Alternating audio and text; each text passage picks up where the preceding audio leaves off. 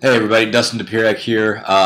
Coming with you today to talk about some kind of big breaking news in football. Obviously, from IU football. Obviously, you've seen on the blog already, and on the HT website. TreRoberson, it was announced that he is transferring today via a press release. Came out about 4:30. Pretty much, certainly shocked me. I think mostly shocked everybody. Did not see that one coming at all. Hadn't heard any rumblings of that whatsoever. But yeah, confirmed by press release that TreRoberson is going to be moving on, going to be looking for another place to play. Still don't know exactly why. I mean, I think there's obviously things you can guess about whether or not he simply wanted to be the guy someplace and just did not want to be part of a quarterback carousel again. But had attempted to get a hold of Trey. His phone's apparently busted in some way, shape, or form. Just went kind of straight to, this is not a working number. Attempted to get a hold of Kevin Wilson for a little bit more information from his end, and he was also not available. So, and also talked to his high school coach, Jason West. Jason said, I'm just as surprised about this as you are. I don't know a whole heck of a lot about this as to why this is going on. So, I mean, the motivations at this point are mostly just a guess. I mean, obviously, you can presume it might have had something to do with, again, playing time with dealing with the, Trey and Nate situation. So that's something that's obviously, may or may not come out in time, depending on whether, Trey, addresses the media, talks to anybody at any point in time to actually give his, explanation as to why.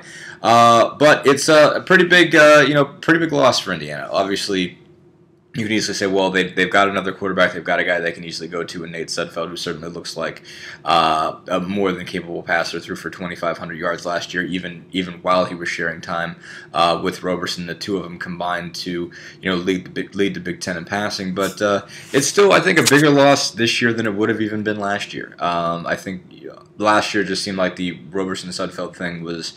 I think Wilson wanted to make a call, wanted to make a decision, but realized that he couldn't just, it had to happen organically. Somebody had to win the job, as opposed to him just anointing somebody and just picking a guy just to pick a guy. He didn't like that idea, at all, the idea that he felt like the necessity of picking somebody.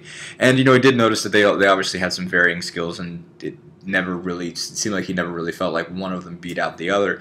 But this year going into it seemed like he sort of decided that he wanted to use both, that this would be the best opportunity, the best possibility for this team to win going forward, considering all that it lost. In the offseason, Cody Latimer obviously left early for the NFL draft, became a second-round pick. Kofi Hughes graduates, Ted Bolzer moves on, becomes a seventh-round pick of the Redskins. So those were three really big pieces, plus, DeWeese Wilson and some other guys. They really are lacking in experienced big receivers. They had a couple guys. They certainly bring Shane Wynn back, who's an option, but at 5'7", they're moving him to the outside, and that's going to be an interesting experiment. Certainly, he obviously has the speed, doesn't so much have the height.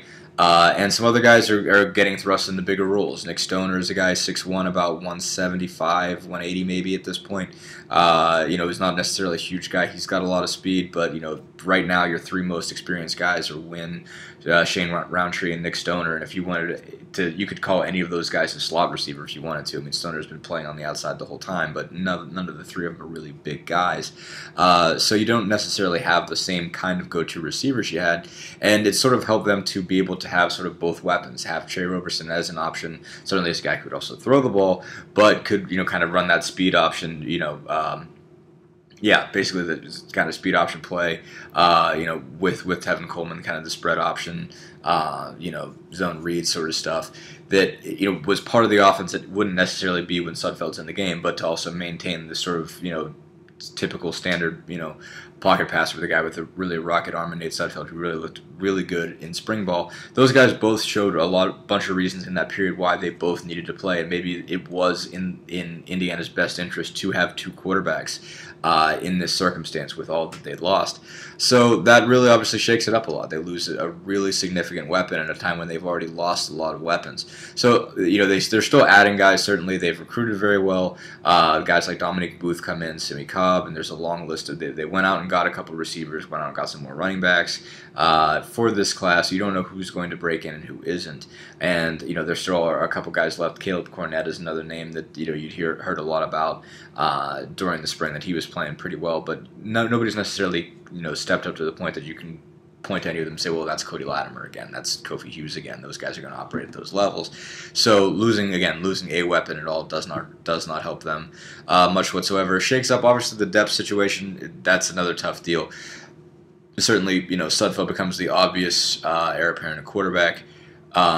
Heir apparent's a bad word there, but basically he becomes the obvious starter, the presumed starter at quarterback. But they've only got one other quarterback on scholarship on the roster. That's Alexander Diamant, true freshman, obviously enrolled early. The Los Angeles kid put up great numbers, but he's really skinny, like really skinny. He's a guy that really has to put a lot of weight on to be able to handle the beating that he's going to get in college, and I don't think Indiana had any presumptions whatsoever that Alexander Diamant was going to play it down this year. Just basically so they could put him in the weight room and just let him bulk up and not worry about what that would do to him. Just let him get bigger, let him sort of take things in, watch Sudfeld, watch Roberson, see what those guys do. Now he's in a situation, I mean, he's kind of the backup guy. I don't know that they'll burn a red shirt on him. I think it'll be kind of a situation like with Ben Chappell a couple years ago, where Ed Wright Baker and Dusty Heel, who they saw eventually as potential starting quarterbacks, were redshirted even though they were the backups, even though they were listed as number 2. Adam Follett was the de facto backup quarterback unless Chappell would have got hurt. Follett would take a couple snaps at the end of games when they were up by a lot or when they were down by a bunch. He was the guy that they would put in. Could be a similar situation this year where Nate Boudreau or Bryce Smith or somebody like that, probably Boudreau is kind of the next guy on the list, if there's a point where they just want to get Sudfeld off the field because they're winning by a bunch or losing by a bunch and they don't want to burn somebody's red shirt for that purpose, Boudreau might be the guy that they go with.